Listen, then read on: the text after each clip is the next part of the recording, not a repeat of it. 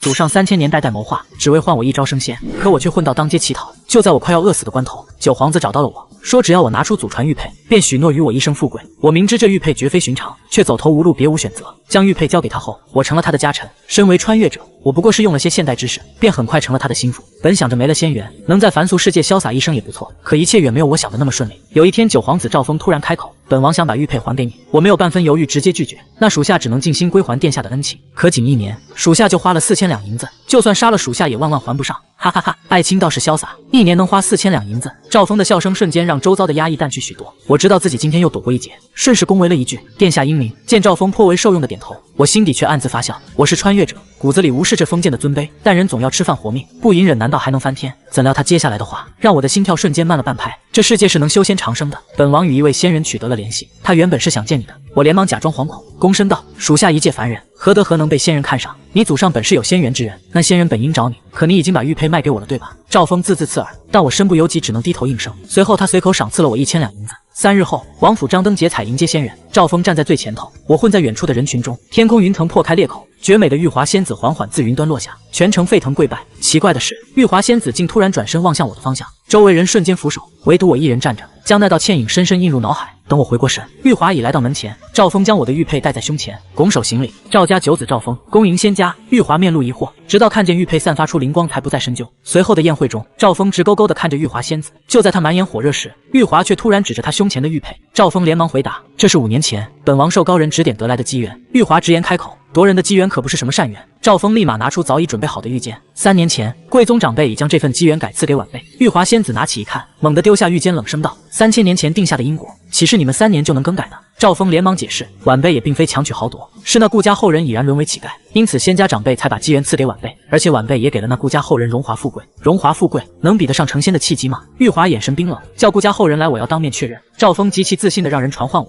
他坚信调教了我这么久，我绝不敢说出实情。半炷香后，玉华看着身为一介凡人的我，似乎在纠结要不要替我出头。最终，玉华仙子开口问道：“3000年前，顾家先祖与我三清宗有过约定，你可要听？”我眼神微亮，躬身道：“还请仙人告知。”玉华轻声开口：“若顾家后人争气，便将其引入宗门；反之，便给予一生的荣华富贵。”赵峰突然插话：“我已与他说过此事，是他自愿将机缘让给我。道君皇帝陛下可作证。”道君皇帝4个字他咬得极重。玉华仙子微微皱眉，自知无法左右这背后的利益交易，只能重新拿起玉剑念道：“顾家后人不知进取，沦为乞丐，贩卖仙缘信物，当夺其仙缘，赐给赵氏九子。赵氏九子承此机缘，应当还其相应的补偿。”赵峰听完大喜，笑道：“谨遵法旨，晚辈择日便上书父皇，为其求来爵位。如此便好。”我愣在原地，眼中的光彩支离破碎，最终也只能低声道：“遵命。如果再选一次，我还是会卖掉玉佩。饿肚子的人没资格谈选择，人总归要先活着才能等风再起。或许是出于愧疚，玉华仙子递出一颗红丸，这是宗门赐给我的护命灵丹，吞下它可让你长命百岁，全当是对你的补偿。”他却不知道，这个决定竟将他自己与我死死地纠缠在了一起。看着红丸，我眉心隐隐刺痛，仿佛吞下它，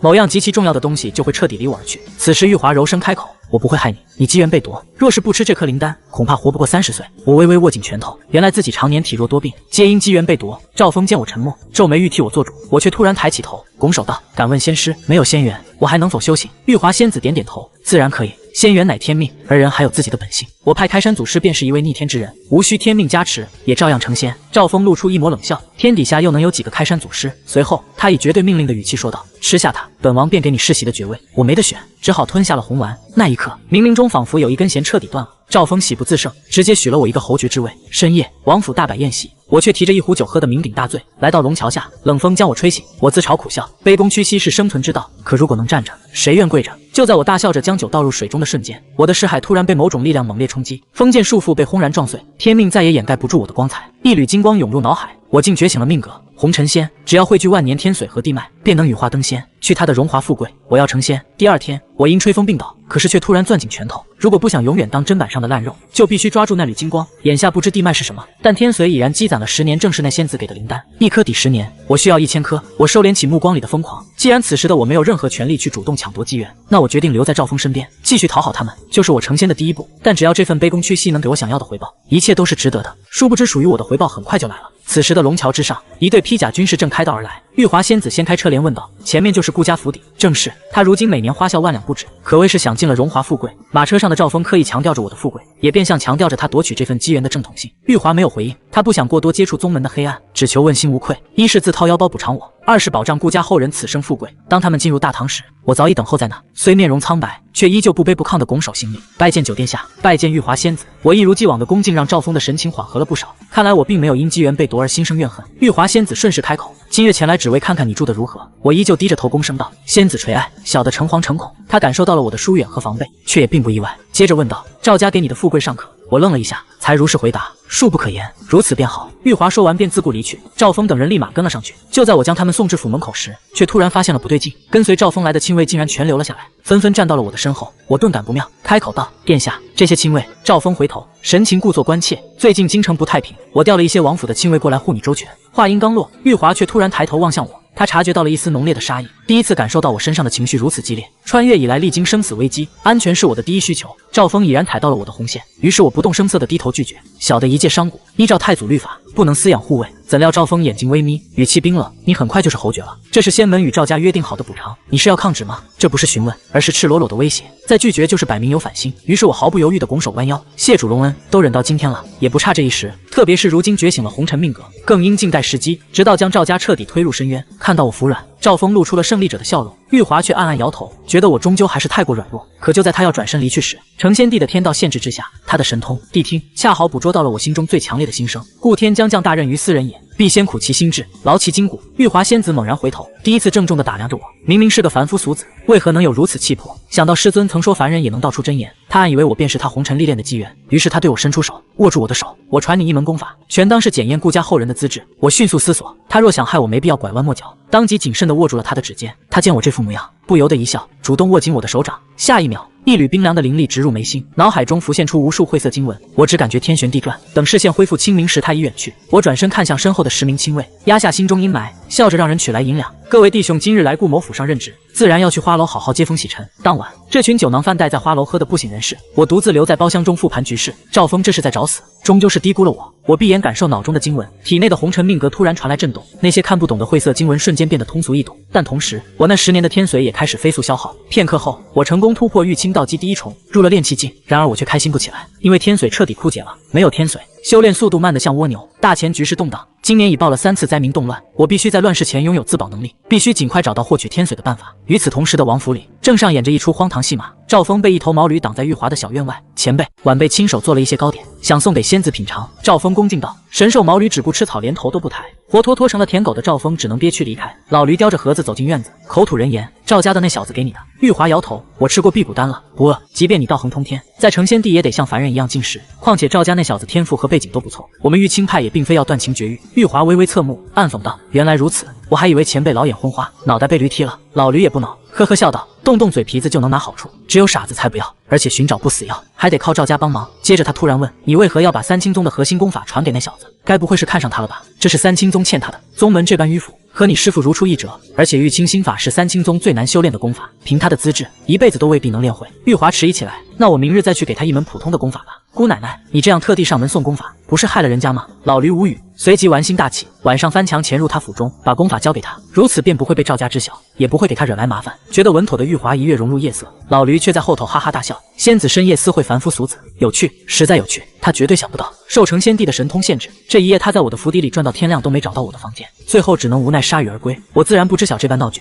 第二天，我与亲卫们骑马回府。下马时，亲卫们累得气喘吁吁。我那常年体弱多病的身体，如今竟脸不红心不跳，但我还是假意喘了口气。亲卫头领满脸佩服，顾爷虽是商贾出身，却也是个豪爽男儿，比那些娇生惯养的公子哥强多了，比不上各位将军勇猛。我一句将军，就让这头领飘飘然，银子砸下去。他们对我监视力度瞬间大减。入府后，我让人搬来历年账本查阅。既然赵峰修行，必然要通过水房去买药。果然，账本记载：3月初3，王府冯太监取2万两白银，购置灵川药果。我嘴角露出一抹笑容：“富贵，去买一些灵川药果来。”江富贵很为难：“爷，这灵川药果是贡品，恐怕不太好弄到，合法的途径找不到，就找非法的。”当晚的黑市花楼里，亲卫们各自找了姑娘快活。谁？温爷，是我，东西给您找来了。江富贵拿着一个盒子推门而入，一脸肉疼的放到桌上。哎呦喂，我嫡亲娘啊，这东西也太贵了，价比黄金啊！就这几颗药果，竟然敢收我100两银子。我打开盒子，里面躺着10颗拇指大小的金银红果，散着奇特苦香。你怎么买到的？虽然是贡品，但大药房私底下都有卖，只是数量不多。如果您还要的话，可能就得去衙市的老独臂那。江富贵灌口水说道：“老独臂是汴京最大的黑奴商人，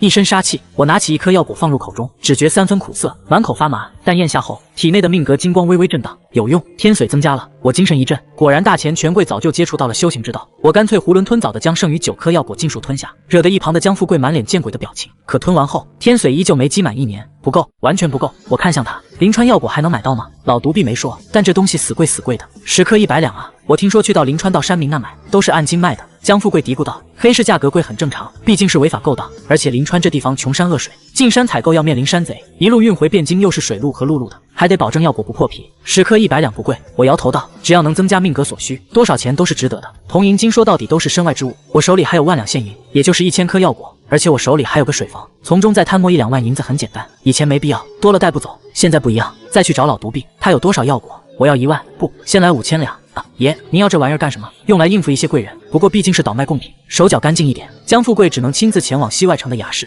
这里是汴京的法外之地，也是唯一官府权力无法触及的罪恶温床。通过中间人介绍，他被一个刀疤脸大汉领着，7转8弯进了一个充满药味的小院。一个大夏天还穿着棉衣的人正在熬药，他只有一只右手。江富贵上前道：“老独臂，我家老爷说要5000两药果。”5000两，呵呵呵。那人转过身来，苍老沙哑的声音传来：“还真的大手笔，老头，我1年到头都不一定能赚5000两。”他左眼黑洞洞的，仅剩的右眼像毒蛇般冰冷。江富贵道：“你有多少货？可是现银？”“自然是现银，并且立马给钱。”“好，大气！”老独臂伸出一个手指，1颗20两，入你老母，给老子坐地起价是吧？江富贵火冒三丈，骂声引来了门外的打手，但他反而不怕，指着对方骂道：“卑贱的东西，滚出去！在这里，只有硬气才能谈好生意。”老独臂挥退手下，慢条斯理道：“别这么大火气，并不是我想坐地起价，而是量多怕官府查。你要1、2颗，我还可以让人偷出来；你要5000两，我就得打点太府司上下。20两太贵了，我没办法跟老爷交代。”江富贵摇头压价：“15两。”两人僵持许久，最终定在18两1颗，5000两白银，买了300颗，多出的几10颗算是赠送。江富贵支付了2张1000两宝钞作为定金后离开。老独臂赤手拿起熬滚的药罐，来到屋门前敲了3下：“公子，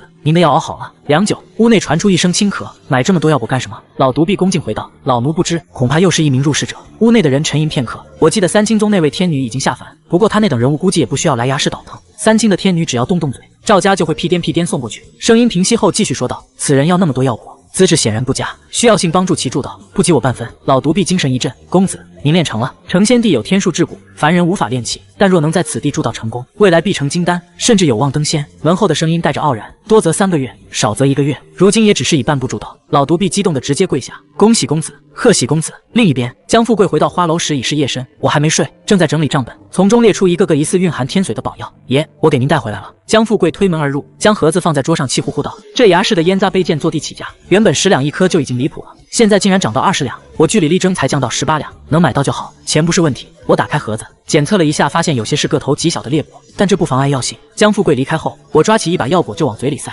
囫囵吞枣般狂吃，一抓一放就是几百两，几口就吃掉了普通人一辈子的积蓄。命格震动，天髓增加1载、2载，直到最后一颗药果入口，天髓的增长停止在了2载，5000两银子，效果却只有玉华仙子那颗丹药的1/5，何止是费钱，简直费命。我有些肉痛，毕竟需要9个天髓才能让我熟练掌控功法第一重。我测试过，第一重只会让体力耐力飙升，还没到飞天遁地的地步，希望第2重能带来更强的能力。我盘坐于地，忽然房门被敲响：“温爷，您睡了吗？”“是江富贵，什么事？属下差点忘记跟您说了，明日殿下让您去王府，说是关于水房水脉的事情。”“我知道了。”门外身影消失，我眼中满是寒意。虽然亲卫监视不上心，但这始终是架在脖子上的刀，我必须加快脚步，闭眼修行。2载天髓倾泻而出，命格如熔炉般熔炼到精。我有感觉，命格并非单纯灌顶，而是在增加我的悟性。可第2重的难度比第1重高了10倍，如果不靠天髓，我苦修10年都未必能到第2重，而这功法足足有9重，这才刚开始，修行也太难了吧！我心中低喝：“玉清道基第2重破！”与此同时，顾府屋檐上，一道雪白的倩影正蹲坐着。玉华仙子满脸疑惑，她确定下面就是我的房间，但人好像不在这里，我又去哪了？鸡鸣破晓，太阳出生，天髓枯竭，5000多两银子换来的天髓一夜耗尽，我又破产了。昨晚研究许久才明白，玉华给我的不仅仅是一门功法，而是一本包含历代3清宗先辈感悟的完整教材。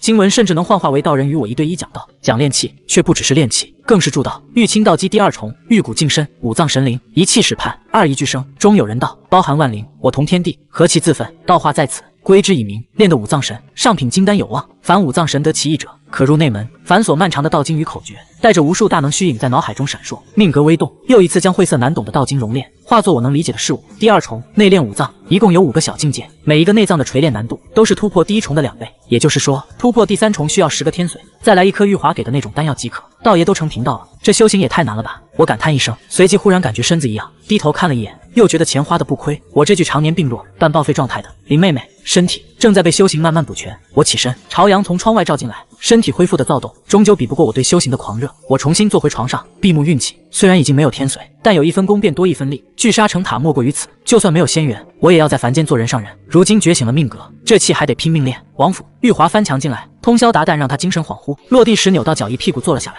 白衣上流光闪过，不染尘埃。老驴不厚道的笑出声：“小祖宗，你不会又找不到人吧？他晚上不在家里住。”玉华淡雅的嗓音中带着一丝郁闷，忙活了2晚，只确定了这件事。真正让他郁闷的是成仙帝的天地限制，绝大多数道法都无法使用。如果在外界，他神念一动便能扫遍全城，如今连找个人都难，想放弃了。老驴看热闹不嫌事大。我记得当年顾家先祖与三清宗定下因果的人便是玉清派，如今这副局面，或许那小子也在戒备你。我今晚再去。玉华语气坚定，转身朝屋内走去，背后忽然传来一道令他厌烦的声音：“玉华仙子，玉华仙子。”一如既往来到小院门口的赵峰看到他，顿时面露喜色，兴高采烈的招手。整整3天，他终于看到了玉华的背影，心潮澎湃。玉华只觉得聒噪，没有理会。他对赵峰印象本就不好，知晓对方夺我机缘还沾沾自喜后，更是越发厌恶。赵峰那种故作温文尔雅的姿态，在他的谛听神通下，就像戏台上的小丑。赵峰见他不理会，想进院子又被老驴拦住，只好加大音量：“玉华仙子，本王是来找你谈正事，关于水脉的事情，我已经让顾温到府上等候了。”玉华停下脚步，转身道：“为何叫他来？难道赵家发现我每天晚上翻墙出去找他了？”赵峰心思各异，赶紧回答道：“顾温乃府上水房大管事，也是目前最了解汴京水脉的人。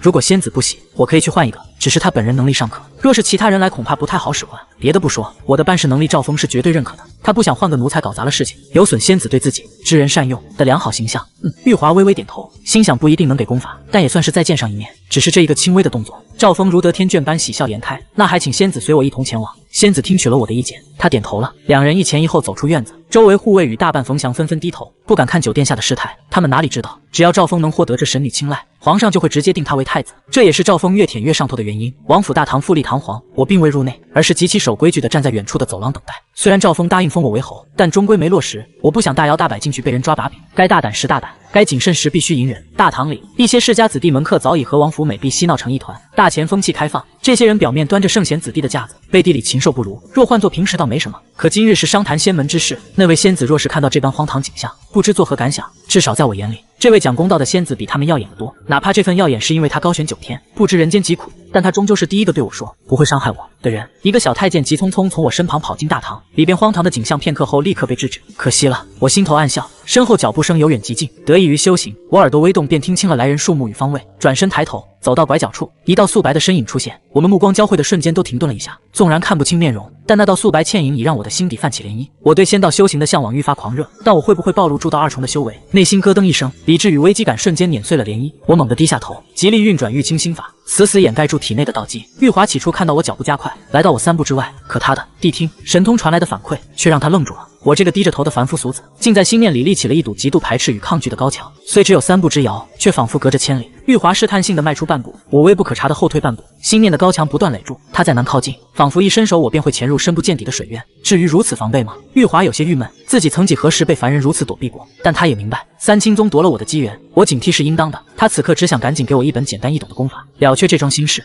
拜见九殿下，玉华仙子。我一个深深的躬身行礼，打断了玉华的靠近。赵峰顺势跟了上来，直接挡在我和玉华中间。对于玉华来说，这赵峰未免也太烦人了。赵峰无法察觉斗笠轻纱后的眼神变化，他用那种一如既往高高在上，却故作体贴的语气对我说道：“顾温，听闻你最近几日都在花楼颇为懈怠，那些烟花柳巷之地还是少去为好，该收收心，寻个良家了。”用一条狗来凸显自己爱才体恤的人设，不过无所谓，去花楼本就是做给他们看的。我在他们眼里越是不堪，越是安全，同时这也是在给我自己解围。我真怕被玉华看出我已经开始修行，不管我对他感觉如何。三清宗与赵家都是一脉相承的掠夺者，与这个玉华仙子还是少接触为好。殿下教训的是，我刚刚拱手低头，一道幽深的目光便落在我身上，让我脊背发凉。修身养命，元阳不失。玉华悠悠说道，这回轮到他有怨气了。自己在屋檐上吹了一晚上的风，也没想到我竟睡在青楼。只是我元阳未失，去青楼作甚？借着谛听神通，他并未听到我的心念。我早将情绪藏得如一潭死水，反倒是身旁的赵峰，内心传来一阵令人作呕的躁动。幸女已生子，幸男已娶乐，非谢元阳也。玉华刹那间生出难以遏制的厌恶，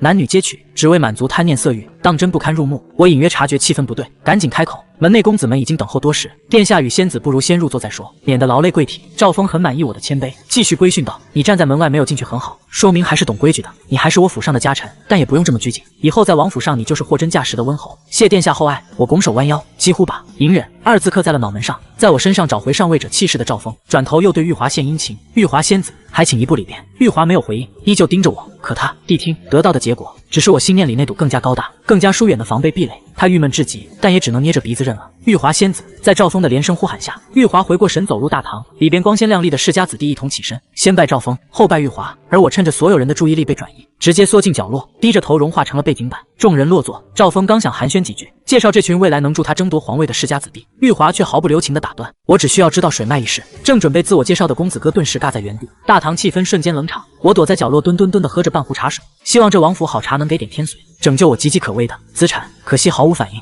看来赵家还没奢侈到连生活用品都用神药供养。赵峰清了清嗓子，化解尴尬：“顾温，你上来回答仙子问题。”我起身来到大堂中央，对着主位拱手。不知为何，我感觉玉华隐蔽在轻纱后的目光亮了几分。虽然我极力掩盖，但他恐怕还是看出了些端倪，否则这位超越皇权的仙子怎会对我一个刻意躲避的凡人感兴趣？玉华开口问道：“顾温，城中有几口井？”共计1631口，若算上枯井则有2000余，一些水井已被封填，无法得知总数。我答道：“这几天我专门查过，井水可有不同，大部分都是苦水，水质浑浊，打上来需沉淀1晚才能饮用。清水井有200余，无味可直饮。最少的是甜水井，不到80口，入口甘甜，受王公贵族喜爱。带我去看甜水井，要城中最好的。”玉华刚要起身，我便继续说道：“小的已经让人把汴京最好的井水送来王府，是今早刚刚打捞上来，超过1个时辰，灵气易散，看不出端倪。”玉华摇头，他随口一句话，却爆出了一个让我极其心惊的信息：汴京城里的甜水井竟然是灵泉。我压下心中惊涛骇浪，恭敬作答：“1个时辰内的也有。”小的怕仙子所需特别，特意让水房伙计每半个时辰送一趟，不知半个时辰的是否合仙子心意。而且此时正午，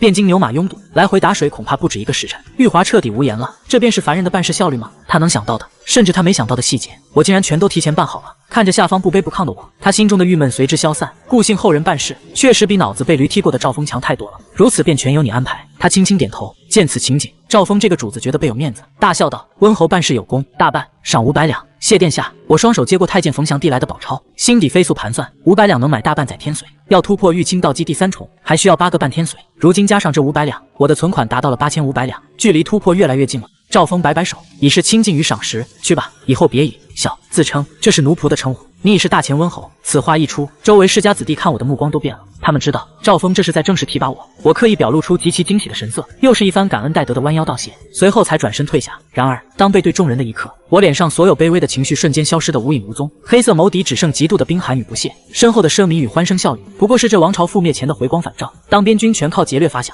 当乡勇彻底沦为土匪，这腐朽的大钱很快就要亡了。我笃定这场乱世不是赵峰能镇压得住的，除非赵家能把天下人杀光。而大堂内借着谛听的神通，玉华静静地看着我素黑的背影，他竟从我的心念中听到了金戈铁马的肃杀，看到了乱世将至的血雨腥风。他越发感觉到我的特别。王府门口，伙计们正将新鲜的井水送来，我舀了一勺送入口中，清凉甘甜。命格没有反应增加天水，但体内的真气竟变得活跃起来。这果然是灵泉。如果不是依附赵峰，我这个凡人根本没资格守着这些天才地宝。水房我管了3年，却不知这井水究竟神异在哪。世家大族对修行的垄断可见一斑，可惜对我没用。抬进去吧。我带着2个水房剑夫抬着半人高的木桶进门。上台阶时，一人踩空，木桶猛地倾斜。我眼疾手快，单手托住桶底，轻轻一发力，这重达100斤的木桶竟被我单手硬生生摆正。2名水夫满头大汗，连连告罪，丝毫没注意到我那超乎常人的力量。继续走吧。我没有计较，暗自握了握拳头。修行虽没让我飞天遁地，但这自然而然暴涨的力量，连我自己都猝不及防。以后必须得藏好。水桶被抬入大堂，热闹的交谈声顿时安静。我的目光紧盯玉华，只见他指尖点水，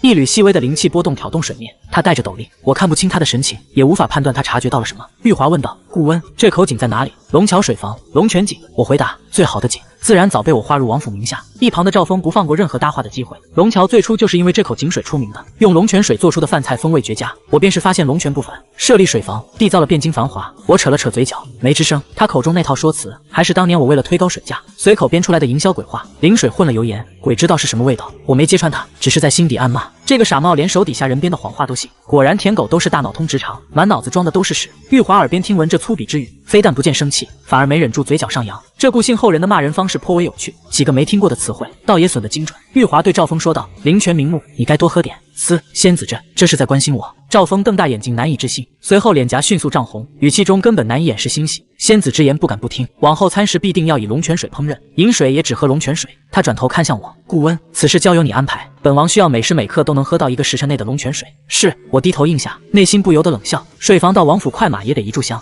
每时每刻都要1个时辰内的水，那就要安排12组人不间断的送。这1个月下来，3000两都打不住，当真是挥霍无度，奢靡成性。你赵家不亡谁亡？玉华秀眉微皱，他虽不懂凡俗物价，但听到我心念中3000两花销，时也是一致。他正想出言阻止赵峰的铺张浪费，却愕然捕捉到了我心念中传来的一阵雀跃。不过他越奢靡，我吃到的回扣就越多，也能提供更多活计给百姓排班。这天下要是多几个这种蠢货让我刮油水，饿肚子的人能少1大半。玉华心眸中多了几分惊讶，连挥霍无度都能让他变成济世的好事。他不懂凡俗的运转规律，但对我越发好奇。可碍于我那防贼一样的心念壁垒，他也只能暂且作罢。玉华再度开口，龙泉应是汴京水脉之首，内蕴玄机，你好生看管，任何事情来与我汇报。是，我又退回席位当起了小透明。只是这一次，周围的世家子弟开始频频向我搭话，虚幻的、温厚、名头，已然为我招来了这群逐臭之营的殷勤。这场议事结束后，我没有回府邸，而是直接来到了龙桥水房。我在这里有一处单间小院，虽然简陋，但这地形四通八达，钻进巷子便很难被抓，是我最常过夜的地方。然而10个护卫少爷兵看着简陋的院落和水府的大通铺，面色极度难看。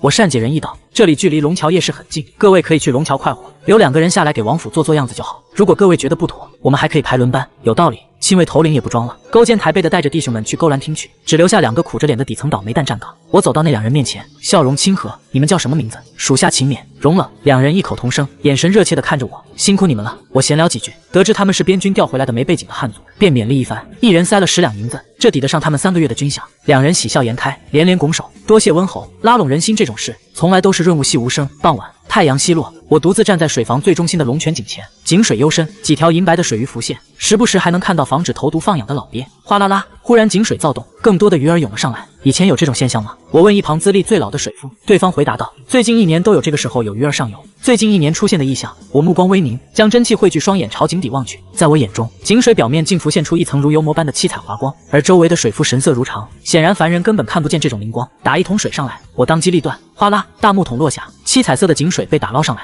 我拿水瓢舀起一小口饮下，体内真气瞬间活跃起来，这是灵气。但紧接着命格猛地震动，我内视命格瞬间愣住，这次增加的不是天髓，竟然是地浆。虽然只积攒了极其微小的一丝，连1/10个单位都不到，但如果每天这个时辰都能喝到，聚沙成塔也是一笔横财。我连忙又喝了2大口，可水面的七彩色已经消失，井底的鱼群也散去了。我仔细感知命格传来的讯息，试图理解地浆的作用，可与天髓那清晰的灌顶悟性不同，地浆的讯息模糊扭曲，最终在我的认知中化作了一枚10玉佩的模样。那是被赵峰夺走的传家宝，是我的仙元信物。原来地浆的作用就是仙元，难怪讯息会如此扭曲。因为此时的我早已没了仙元，可除了那玉佩，我还能去哪再找一份仙元？此时江富贵又送来了第2批药果，这让我暂时压下仙元的困扰，扣除2000两，还剩6500两。天髓增加2载，打发走千恩万谢的2名亲卫后，我回到小院房间闭门打坐，时不时喝口龙泉水辅助修行。深夜，一轮皎月悬挂，一道更胜皎月的白衣倩影飘然落入水房小院。玉华刚走到我屋门前，忽感里边传来细微的灵气波动，脸上顿时浮现出难以掩饰的意外。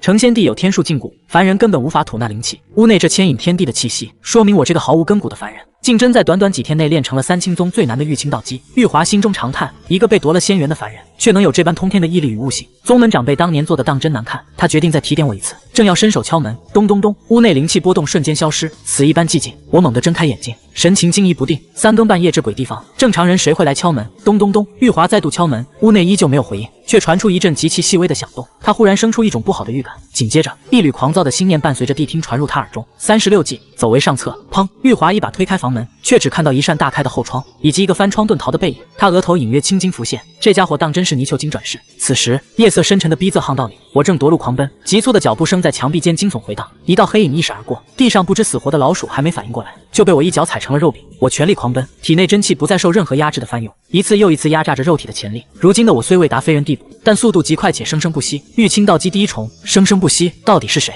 是敌是友？我一边沿着预演无数遍的逃跑路线狂奔，一边思考。神秘人进院的瞬间就被我察觉，整个汴京我从未遇到过具备灵气波动的人，哪怕赵峰也没有。深夜孤身前来，恶意的可能性极大。忽然，我脑海中出现一抹素白倩影，不会是他吧？玉华仙子，目前唯一可能具备修为的人。念头至此，我内心的紧迫感少了几分。即便我已在吃人的末代王朝混迹数年，习惯以恶看人，但我还是愿意相信那位天女是好人。我都已经是恶人了，却期盼有个好人帮自己，当真可笑。嗡，耳畔忽闻一声清脆滴水声，我停滞在原地，右脚迈出距离地面仅一拳距离，却怎么也落不下去了。我动不了，不是整个世界都停止了，为何要跑了？一声轻如细语从上方传来，我抬头，只见9天皎月如银盘，一位仙女飘然落下。清风送起轻纱，让我得以一窥神女真容，真的是她。随后轻纱落下，玉华站在我5步之外，又轻盈迈出2步拉近距离。我能吃了你不成？玉华看着面前的我，明明没有言语动作，可她感觉那个卑躬屈膝的顾姓后人发生了翻天覆地的变化，就像一汪幽静的深潭，冰冷而波澜不惊。这或许才是她身为家奴之下的真面目。我拱手低头道：“拜见玉华仙子，拜见。”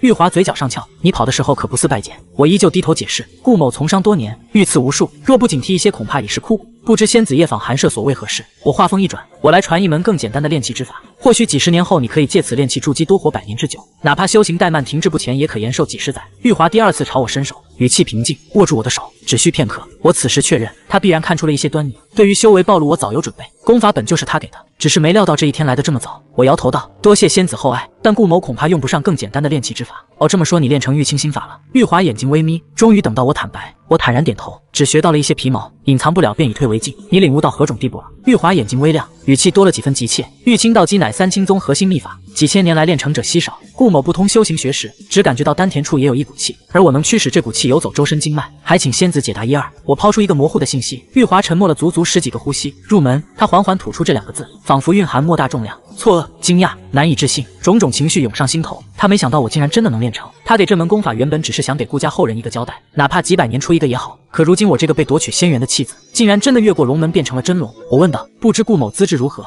玉清道法1000年未有一人练成，你是唯一一个。玉华目光复杂，你知道这意味着什么吗？不知。你可以借此进入3清宗，我可以举荐你。入门便是长老。玉华话说到一半，又听到我心底升腾的警惕，话锋一转，但这不是强制性的。3清宗并非寻常宗门，我们并不抗拒外人习得3清道法。他心底叹息，我本该是他的护道人，可如今因果已断，顾某会慎重考虑。只是在此之前，还请仙子为我保密。我与赵家之间并非君臣，我没把话说死。玉华看着我如狸猫般警惕的心念，点头道：“你考虑清楚便来找我，我会让人送你出大钱。”他挥袖欲走，如此我便不打扰了。仙子来去匆匆，顾某招待不周，我故作挽留，却被玉华一声轻笑打断。你若真心想招待我，便不会处处戒备。修行如逆水行舟，不可能事事完美。顾温，你可知玉清心法来头？玉清心法铸道篇，世间36成仙法之一，当世最上乘，天下第一等。你是当世唯一练成者，自称小的，莫要玷污玉清心法。玉华语气微寒，他没由来的感到嫉妒。他师父花了500年才参透的16字真言，我一个凡夫俗子竟然练成了。我并不羞恼，眸光平静地看着他。出身寒微不是耻辱，能屈能伸方为丈夫。顾某出身平微，一句小的是我讨生活的必需品。玉华心头一颤，万般妒意瞬间消失，取而代之的是羞愧。他微微压低斗笠，是我失言了，被羞愧驱使。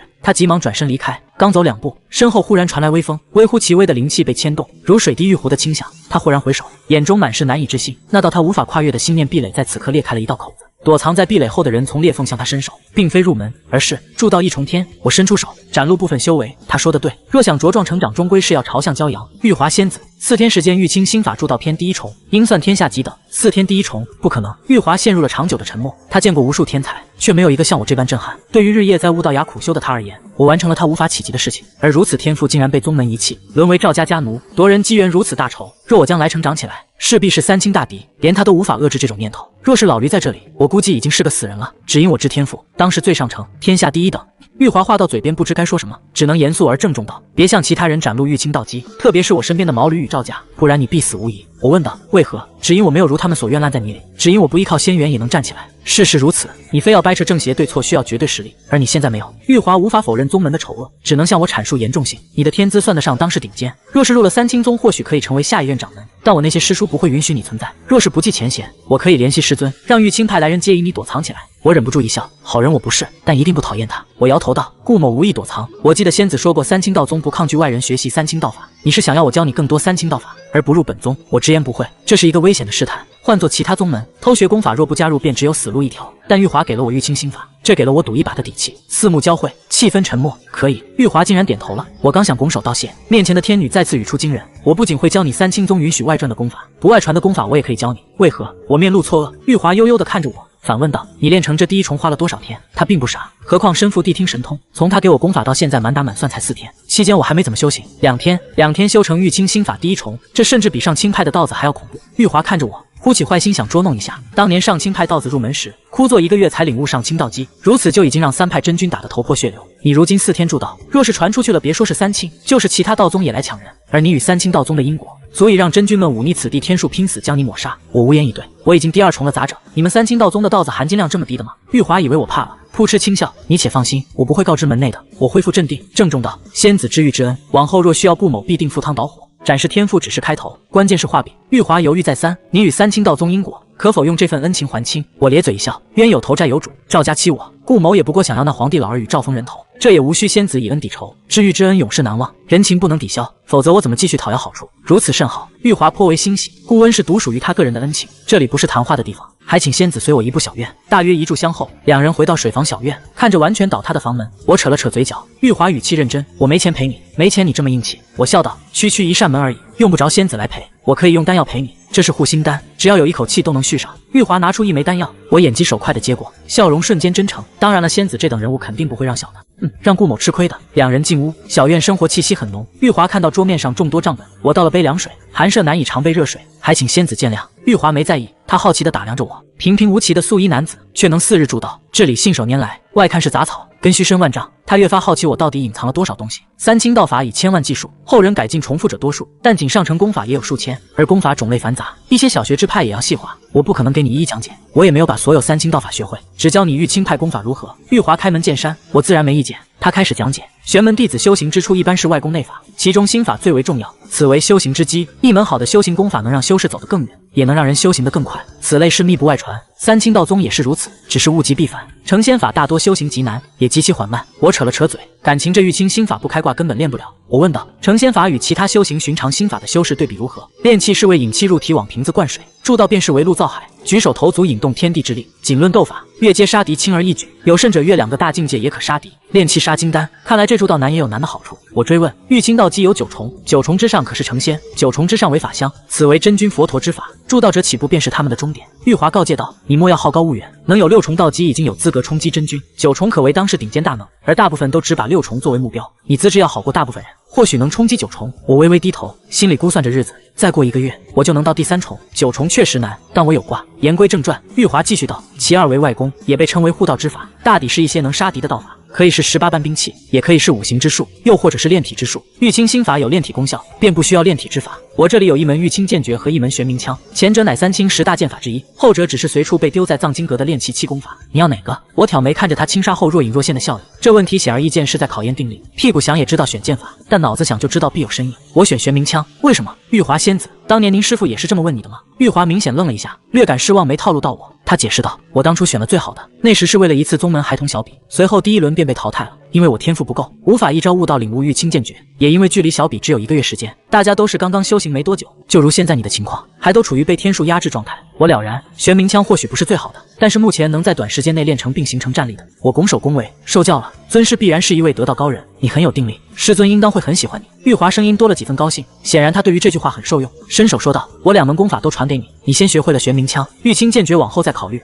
真是千穿万穿马屁不穿，看来仙子也是人。我轻车熟路地握住他的柔仪，一股冰冷从他掌心传入体内，但我能清楚感受到经脉之中多了一股清气，并且我似乎能进行阻拦，清气没入眉心，脑海中多了无数道经。玄冥枪、玉清剑诀，后者看不懂，但前者惊鸿一瞥便能知晓大半变招与发力技巧。我睁开眼睛，玉华来到空旷处，现在还有一些时间，我可以先教玄冥枪，可我这里连棍子都没有。我说无事，气走经脉，运功通玄。我来到玉华身旁，他手指轻点我身体穴位，一股清气在体内流动，带动着我的身体与真气。玄冥枪的招式极其朴实无华，无外乎点、崩、挑、拨等动作，但配合真气运转，却有着凡人无法企及的威力。如点这一招，玉华只见一次，可隔3步吹灭蜡烛；若是用上大枪，可是甲胄如无。在玉华的细心教导和真气牵引下，我一夜内便成功入门。虽未完全掌控，但至少知道了怎么用枪。如果给我一杆大枪，王府亲卫恐怕不是我的对手。对此，玉华只感到有些疑惑。在他看来，我这种天才应该是一教就会，一学就悟。或许我不擅长外练之法，毕竟从来没有样样精通的天才。鸡鸣时分，天灰蒙蒙亮起，玉华告辞离开。成仙地机缘众多，你虽失了仙缘，但并不意味着没有新的仙缘。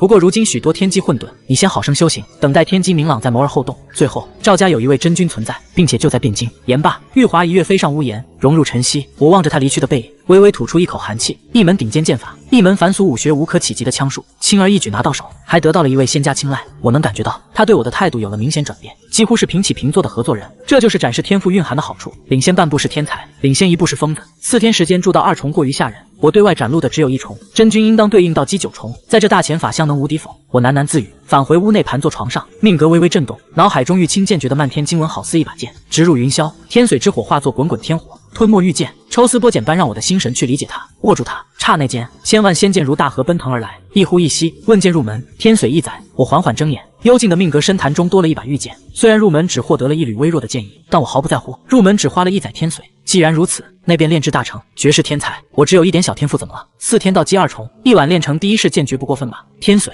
给道爷练。天水枯竭，玉清剑诀第1式双滑。我朝着即将熄灭的蜡烛猛地一指，一道微弱弯曲的剑气从指尖滴落，外边一阵风吹灭了烛火。我左顾右盼，确定四下无人，松了口气，随即勃然大怒。若是玉剑有意识，我一定要拽着他的领子骂。你一把破剑法也要跟成仙心法抢食？道经记载，剑出双滑，百里复双。我不求百里复双，能10米把人砍下来就行。可这连蜡烛都吹不灭，剑意弯曲的跟尿分叉一样。退前，我吐出一口浊气，多年摸爬滚打让我冷静下来。玉华不至于骗我，问题出在我身上。目光扫向剑诀开篇，初时幽暗玄又玄，剑意通明9重天，养剑、磨剑、折剑，循环往复孕育剑意，仅凭剑意刺破云层才是大成。我懂了，命格让我领悟了招式，但这并不意味着我能立刻用出威力。我的法力没有瞬间多出几百年功力，剑意依旧脆弱如发丝，所以还得自己慢慢酝养。这绝世天才的剧本看来得延期了。眼见天色将明，我收敛心绪，一丝不苟的闭目修行。修行方为真，钱财地位皆可丢，一切为了成仙。王府，赵峰站在小院外，面露惆怅，随手摘下一朵梨花嗅了嗅。大半冯翔在一旁感动抹泪，天底下也就殿下能如此深情了吧。一头毛驴大摇大摆地从小院走出来，宛如大仙显灵。他来到赵峰面前，赵峰恭敬行礼，拜见前辈。他知道这头神兽地位极高，甚至能与自己的父皇平起平坐。毛驴道：小子，你天天在这候着也不是个事。赵峰虚心请教，还请前辈指点一二。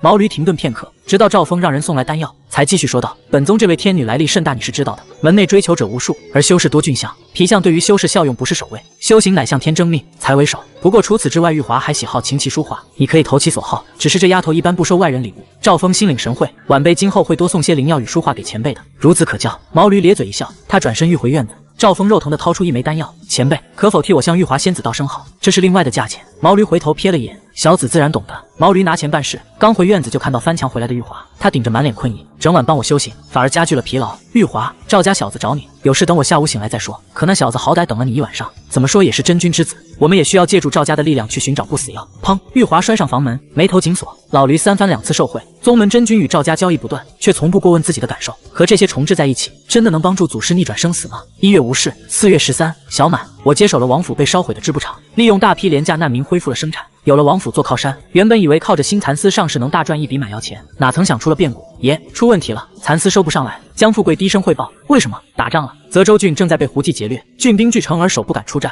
胡人3000骑横行500里地，以致官道都没人敢走了。如今只能走江南路，转船运沿着钱江运到汴京。苛捐杂税都给他们养将军度了。我扫兴的挥袖上车离开。战乱一开，纺织厂开不成了，赚钱的法子又少一条。马车平缓行驶，江富贵用余光打量着我，犹豫道：爷，各大粮商请您去做个公证。我知道您不喜欢掺和这些事，可这次他们给3000两，灾年抬高粮价，是粮商们最爱的吸血手段。而作为掌控汴京水脉的温爷，但凡开店就离不开我。我的公证分量极重，不去。我目不斜视，语气平静，不带一丝犹豫。江富贵还是有些不甘，这白花花的钱不赚，就便宜其他人了。但我才是爷。富贵，有些钱我们不能赚，而且比起赚钱，还有更大的惊涛骇浪等着我们去应对。我摩挲着手掌上的茧，看着窗外的滚滚流明。汴京是严格控制人口流入的，难民根本进不了城。沿街乞讨的这些都是原本的汴京人，连天子脚下都能被逼得无家可归，外边是何种地狱境况可想而知。这段时间你把家眷都带到我府上。江富贵一激灵，小心翼翼问道：爷，您觉得又要爆发民乱了？是一定。回到府上，我屁股还没坐热，一队官吏便敲响了大门。领头者手持文书，趾高气扬地念道：圣君临朝，天下安乐，百姓安居。然则北有蛮夷藐视圣威，劫掠我大钱疆土，朝廷欲出兵驱逐鞑虏，筹措军资，汴京之民责无旁贷。今年的合卖钱、丁税、超关税、门摊税等添一成，过去20年不税，无论大户小民也都要追缴补齐。满嘴仁义道德，实则敲骨吸髓。上一年把今年的税征了，上上年也把今年的税征了，你们赵家怎么不开棺把祖宗100年的税也收了？我暗骂几句，随后老老实实的交了零零总总1000两，余款5500两。这仅仅是我这个府邸的税，若是算上龙桥水房的产业，1万两都打不住。好在水房背靠王府，不用交税。商贾巨富在这些掌权的士大夫面前，连条狗都不如。最近花钱如流水，我比谁都清楚投入修行的回报。苟日的赵家，隐忍小满时节，连绵细雨未能带来丰收的喜悦，反倒是官吏横征暴敛的哭嚎声响彻汴京。我紧闭府门，把自己关在深宅练功，两耳不闻窗外事。小院内，我孤身一人提着护院用的长棍，以棍带枪，长棍如盘龙游身，如臂食指。短短1月，我宛如练枪10载的老师傅。玄冥枪分3重：明镜、内镜、玄刚。在玉清道基的肉体强化下，我明镜自成，现在已经摸到了内镜的门槛。5枪10次能发出1次内镜，本想慢慢练，把天髓留给道基，但战乱逼近，大前这艘破船随时会沉，超凡力量在大前受限极大，阻挡不了历史的车轮。我不想溺死在这场时代的洪流中，必须尽快获得自保之力。命格震动，天髓增加2载，这是最近1个月好不容易攒下的。太府寺最近盯得紧，药果供货越来越少，价格一路飞涨。天髓如火，瞬间炼化。玄冥枪，清气没入丹田，虚幻的身影在脑海中浮现。持枪纵横沙场，7进7出，无人能挡一招。我如他，他如我。恍惚间，我仿佛亲历了无数次生死搏杀。玄冥枪内劲成，玄冥枪玄刚成，我一枪刺出，真气凝聚爆响，垂帘烛火疯狂舞动。刚想收拾吐息，丹田处却爆发出一股更猛烈的真气。本已被彻底炼化的枪法竟泛起金光，天髓燃烧的威力远超这门普通枪法本身的底蕴。我心头升起一丝傲然，我已超越了原本的玄冥枪。猛烈的暗红枪刚轰开房门，真气覆盖在长棍上，宛如实质的血色大枪。门外的江富贵被气浪推了一把，直接跌了个狗吃屎。我深吸一口气，真气收敛，枪头散去，化为木棍。我摸索出了天髓的另一个恐怖用法，推演生阶，青出于蓝而胜于蓝。玄冥枪第4重，玄刚外附，天髓耗尽，玄刚外附，意味着我随手拿根木棍，只要附上罡气，就能拥有削铁如泥的杀伤力，并且无视甲胄。江富贵从地上爬起来，看着我提着长棍走出屋子，满脸惊讶：“爷，您这是在练武吗？我还想你怎么突然往这偏院跑，周围还没有护院，要是出了点什么事可该如何是好？您要是实在信不过那些王府亲卫，我给您找几个水夫，他们家家户户都靠着您吃饭，一定靠谱。”他围着我叽叽喳喳：“哎呦爷，您这一身腱子肉是怎么练的？这才几天呀！”我走到水缸旁，脱下上衣擦汗，冷水泼在滚烫的皮肤上，竟蒸腾起一缕缕白气。江富贵啰嗦道：“爷小心风寒，您要洗澡的话，我可以去吩咐下人烧水。药果怎么样了？”我打断他：“爷，有货，但涨价了。多少？40两1颗。”我擦汗的动作一顿，冷笑出声：“这些牙氏商人还真把自己当老虎了，谁都敢上来咬一口。他不想做了，那就退休歇歇。老独臂不过是个替贵人背锅的黑市中间商，18两1颗我消费得起，违禁品溢价很正常，但无底线的坐地起价，真当我是泥捏的？爷，要不要去官府打点一下办了他？”江富贵知道老独臂要遭殃了，他家温爷喜怒不形于色，杀人更是从不用刀。不用，官府的衙役是不会入衙室的。我仅仅思考了几个呼吸，便吩咐道：“明日你去跟个大青楼招呼一声，最近卖身的人很多，不缺好姑娘，联合起来压一压衙士的价，我们从中收一点中介费。我不碰粮食发国难财，太缺德，但我碰青楼，能进青楼的，已经是走投无路的可怜人里过得最好的那批了。事到如此，良不如娼，我只需掐住所有青楼老鸨的脖子联合压价，就足以把依靠人口买卖的黑心衙士踩个半死。”江富贵倒吸一口凉气，釜底抽薪啊！汴京虽大，但能出花魁。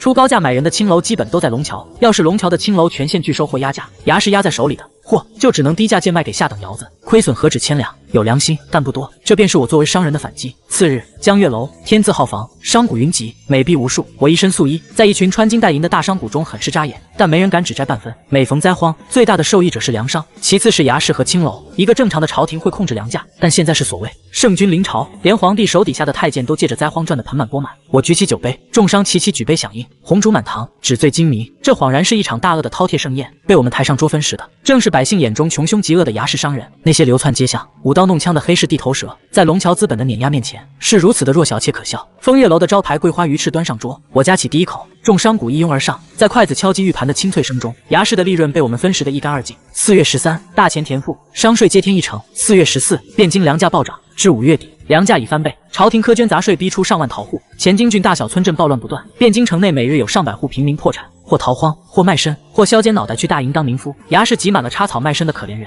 老独臂那张老树皮般的脸上露出了贪婪的笑，他的主要生意就是卖奴，卖身的人越多，他自然越赚。这几日他几乎掏空家底买人，投入万两不止，转手卖出去少说能赚3万两。此时，一个大汉快步跑来，在他耳边低语几句，老独臂的笑容戛然而止，面色惨白。你说什么？爷，龙桥那边说要降5成才收。5成？老独臂目光一滞，呼吸急促，仅剩的右臂猛地攥紧，青筋如树根般暴起，肩膀肌肉诡异地膨胀了一圈。黑市打手咽了口唾沫，不敢吱声。传闻老独臂吃人不眨眼，难道是物理意义上的吃人？老独臂深呼吸，压下怒意，到底怎么回事？他的姑娘大多是卖给龙桥的青楼，那里的出价往往比下等窑子高出3倍。如果降5成，他最近高价收的货全得砸手里，利润尽归龙桥。属下不知，那些青楼好像说好了一样，全部要求降价5成，就连龙桥最低档的青楼也统一了口径。好胆！这些商贾竟然敢联合起来吃老子！老独臂眼中满是寒意。每逢灾年，官府吃大户，大户吃小民，而在大户眼中，他这个见不得光的黑市头子就是头肥羊。去打听一下，到底是谁在主导。傍晚，手下匆匆赶回。前几日龙桥的温侯在江月楼宴请了个大青楼掌柜，凡大商联合，必然需要一个有威望的人主导。温侯便是那个最大的鳄鱼。老独臂沉默了。如果只是青楼掌柜，他有的是黑手段对付，但对方是白道上的霸主，赵家的红人，他这条阴沟里的毒蛇根本咬不死大鳄。思考许久，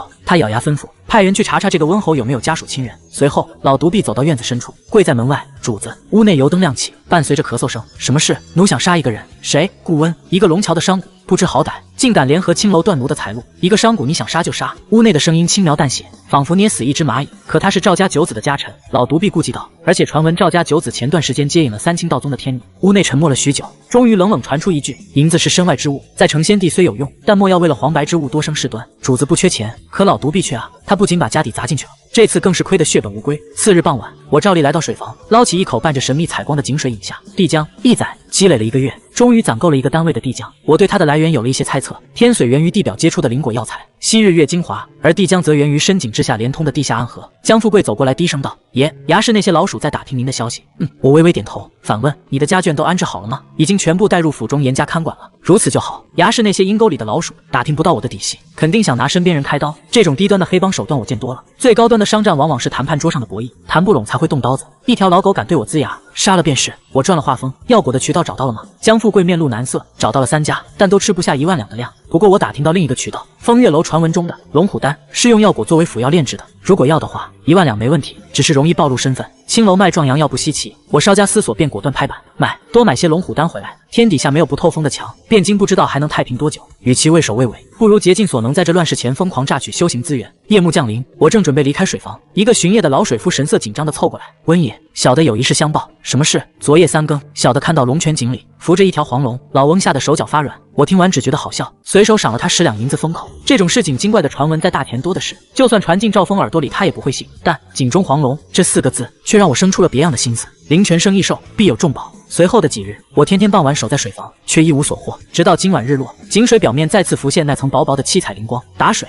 我一声令下，木桶沉入水中，忽然掀起巨大的水花，吊着水桶的粗壮麻绳瞬间绷成一线，巨大的拉力几乎把摇碌碌的水夫扯进井里。温爷，有巨大的东西在拽水桶。我立刻后退2步，拉开安全距离，沉声道：拉上来，一人赏1两银子，出死力的赏10两，重赏之下必有勇夫。10几个水夫伴着耗子死命拉拽，木桶终于被一点点扯出水面。当桶沿露出井口的刹那，所有人都倒吸了一口凉气。水桶上死死咬着一条淡黄色、布满斑点的恐怖巨物，体长似蛇，头大如斗，裂口长满密密麻麻的细齿，竟生生咬穿了用来撞城门的铁花木头，口鼻死死卡在了木头缝隙里。这特么是成精的黄鳝！在场的水夫全都吓傻了。被我叫来看场子的王府亲卫更是双腿打软，靠在墙上直哆嗦，尽显大前强兵的滑稽本色。那巨型黄鳝开始疯狂左右翻腾，水花伴着腥臭的粘液四处飞溅，支撑起重机的4根粗木横梁被震得滋滋作响，眼看就要崩塌。我最先回过神，眼中凶光一闪，冲着身边的亲卫怒吼：拔刀砍死这个畜生！往日威武不凡的王府亲卫头领如丧家之犬般后撤，反倒是日夜为我守门。从边军调来的秦勉、荣冷2人对视一眼，拔出战刀踏步向前，不愧为沙场下来的汉族，一刀砍身，一刀刺眼。前者被坚硬的鳞片划开，后者却一刀见血。蛇怪剧烈挣扎，撞得井口石块崩裂，碎屑飞溅。见状，我不再后撤，能被凡兵砍伤，便不足为虑。妖孽，有妖孽！亲卫头领惊恐大吼，带头往外逃，给本就不稳的人心踩了最后一脚油门。我捂住脸，没想到大前亲卫里还有这种卧龙凤雏。我刚想叫人撤退，忽然命格震动，体内的地浆如洪水般兴奋翻涌。这妖物体内有宝贝，我停下脚步，反向前迈进，喝道：后退！秦勉宛如听到军令，本能服从，扛起被震晕的容冷就撤。他刚起身，只觉身旁一阵风掠过，蒸，一抹寒光带起血色，铁刃划过石块，火花飞溅，蛇怪下颚被我一刀划开，鲜血狂喷。我虽然只学了枪法，但武学一通百通，这种简单的发力杀招信手拈来。至于那坑爹的玉清剑诀，果然还是反铁更靠谱。秦勉被一脸腥臭的血污溅得半睁不开眼，恍惚间只觉面前这位素衣男子宛如镇守边疆的大将军，但错觉稍纵即逝，取而代之的是疑惑：温侯不是身体不好吗？为何握刀比这群老兵油子还狠？我将刀归入他的刀鞘，淡淡道：刀拿不稳，命就保不住。秦勉完全愣住了，我将来必然封侯，这个斩妖的功劳与我无用，你们2人在汴京毫无根基，比我更需要。勤勉呼吸一致，随即狂喜占据了脸庞，连连点头。谢谢温爷，谢谢温爷。人心隔肚皮，唯有利益永恒。乱世将至，我需要蛰伏，更需要培养属于自己的班底。你们身体如何？暂无大碍，待会儿找个郎中看看。枕金汤要钱我出。两人更是感动得满脸通红，连连谢恩。他们从边军死人堆里爬出来，图的不就是个富贵前程？忽然外边传来杂乱的脚步声，温爷，我来救你了。江富贵带着一大帮手持五花八门农具的水夫气势汹汹杀来。虽然见到巨大的黄鳝尸体吓了一跳，但因为我在，这群人竟没一个跑的。爷，您没事吧？要是有个三长两短，我还咋跟着您享受荣华富贵啊？江富贵红着脸冲过来，嘴里还骂骂咧咧。那些狗娘养的亲卫竟然抛下您跑了，还有那几个卑贱东西。我嫌弃的推开他，那些亲卫呢？跑了，骑着马说去王府搬救兵去了。去了王府，那这来的就不是救兵，而是来抢食的疯狗了。把这条蛇怪弄出来，快！必须赶在赵峰的人来之前拿到宝贝。在我的催促下，黄鳝尸体被拉出，我伸手触摸，命格震动，越靠近头部越剧烈。宝贝在脑袋里，能让帝江躁动，或许是传说中的妖丹，也可能是某种天才地宝。大钱有天数限制，这黄鳝在方外说不定是大妖，让我捡了漏。我甚至来不及叫人，直接让人掰开黄鳝大嘴，半个身子探进去，用刀猛割。腥臭粘液滴了一脸，我毫不在意。爷，冯大半带着几十个王府亲卫来了。江富贵跑回来报信，不管你用什么办法给我拖住他们。我火气上涌，手中刀刃疯狂切割软骨，手猛地往里一掏，指尖触碰到硬物，帝江如江河奔涌，众生造化，十类万众皆运三命，天命与生俱之，强盛绝路，地命绵延，大道无穷尽，人命气短，大道蒙昧，帝江极为的命。闭眼水波珠，你在干什么？一声尖锐的嗓音传来，还没等我将宝物完全扣出来，我就被一群亲卫强行拖出了蛇嘴。冯太监居高临下的看着我，温侯钻到殿下的祥瑞里边干什么？要是糟蹋了祥瑞，你担当得起吗？那鸭子叫般的声音极具嘲讽，狗日的阉人，这天底下的好东西都该给你赵家拿了是吧？我眼中杀意一闪而过，脑海里甚至演练了无数遍暴起杀人，只需伸手一刀，这个阉人立马人头落地。但我忍住了，我拱手道：一个价值连城的玉扳指被蛇怪吞了，想找回来，贫道道心坚如磐石，宝物暂时脱手而已，也不是不能偷回来。冯祥鄙夷的看了我一眼，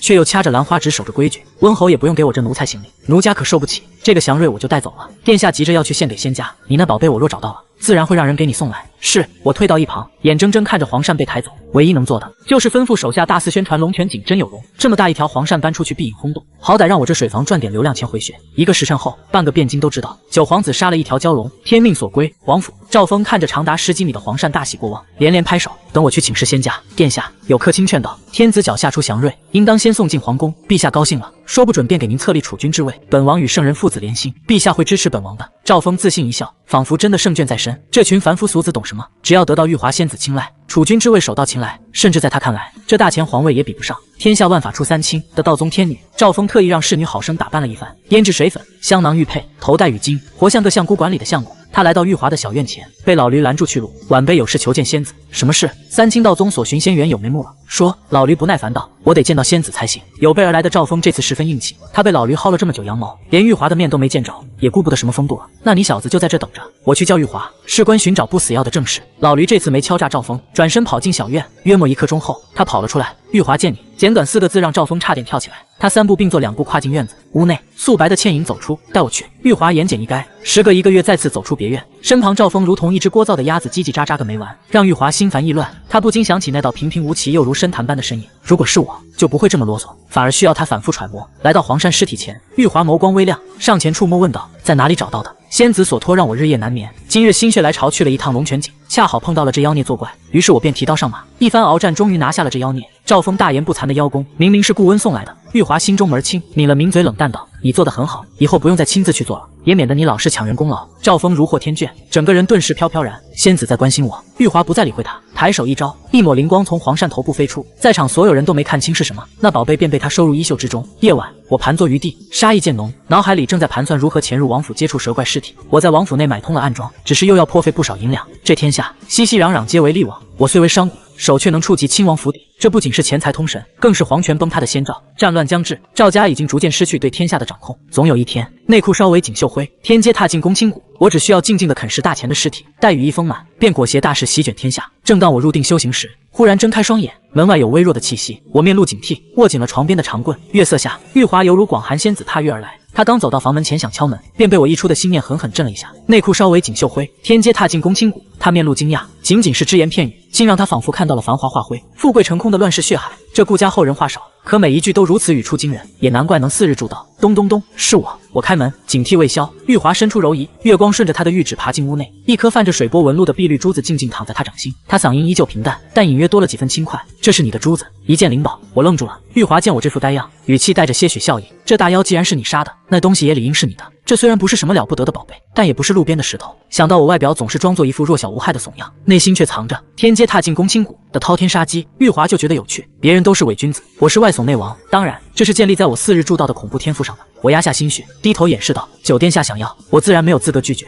玉华闻言，脸上的笑容微微一收，到现在与我说话也要如此。仙子想要我如何回答，我依旧不卑不亢，保持试探。以后在我面前莫要尊称赵峰。玉华第一次用近乎命令的语气说道。我愣了一下，仙子与他不和，我只是厌恶你尊称他。玉华自顾自走进屋内，衣袖轻纱从我身上拂过，没有胭脂味，只有一股似水如烟的清冷气息。远处走廊传来护院提灯巡逻的脚步声，我点点头，关上房门，转过身，我有些头痛了。玉华正在毫不客气地翻阅我书架上的书卷，我平时练笔抄录的诗词，甚至是有些大逆不道的杂技，可都在上面了，但我根本来不及阻止。我的目光已经被桌上那颗碧绿色的珠子死死吸住了，失而复得的狂喜让我眼眉微弯。玉华翻动着书卷，头也不抬地问道：“你有祭炼之法吗？”我赶紧收起珠子，拱手：“请仙子赐法。”我刚刚与你说的是，他还在提赵峰卖茶，自然是全听仙子所言。我极其上道，对着赵峰就是一通破口大骂。那赵峰夺人功劳，厚颜无耻，简直是鹌鹑素里寻豌豆，露丝腿上披筋肉，蚊子腹内枯枝油。玉华没忍住发出一声轻笑：“你骂人倒是别出一格，说说赵家又如何？圣人临朝，天下佳境。”玉华愣了一下，天下佳境，这天下可看不出安定美好。我语气悠悠道：“佳境大钱，前段时间又加收赋税，我大前朝的税都收到20年后了，能不付吗？能不加接近吗？”玉华顿时无言，莫名被这地狱笑话逗笑了。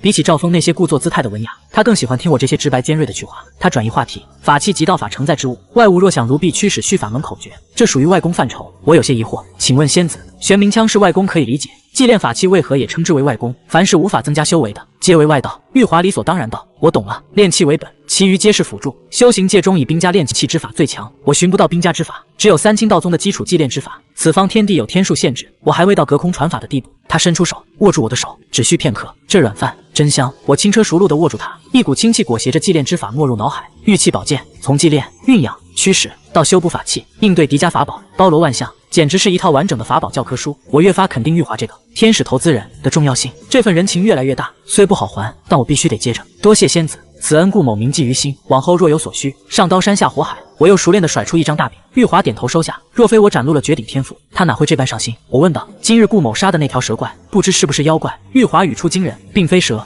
而是鳝鱼，生于水岸泥窟，青黄二色，生性凶猛，入药补阳，妖化可成龙。你今天杀的或许是一个聋子。我神情一愣，这聋子也太弱了吧，我都一刀秒了，怎么好意思叫聋子？那条黄鳝确实大，但也不过是血肉之躯，轻微一刀都能破防。我回想当时的触感，除了头骨，他全身软得比猪肉还嫩，不是聋子弱，而是这成仙帝的大道规则压制了他。玉华的目光落在我练武用的长棍上，悠悠说道：“十方万类皆化凡，这就是成仙帝的天数。现在你用这根棍子，若我无术法护体，只需朝面门一棍也能杀我。”夜半3更，打更的敲锣声隐隐传来。玉华又在我家中过夜，他一遍又一遍地教导我玉器宝剑，但不知为何，我学得并不快，完全没有展现出4日铸道的天赋经验感。我对器法的领悟只算中人之资，一遍不会，二遍明白，四遍娴熟，但我遇到不懂便会虚心求教，不骄不躁。当年他学这门玉器之法，也不比我快多少，修行终点不在快，而在长远。玉器炼化分上中下3圣，玉华坐在烛火旁讲解：上者自己炼制法器，并将自身道运烙印其中，此为本命；中者天然宝物认主，主动接纳你的道运，此为灵宝；下者强行以灵火煅烧，抹去其灵性，将其驯化为死物，此为一般的法宝。我盘坐于地，默念口诀，气沉丹田，掌中很快燃起一簇忽闪不断的灵火。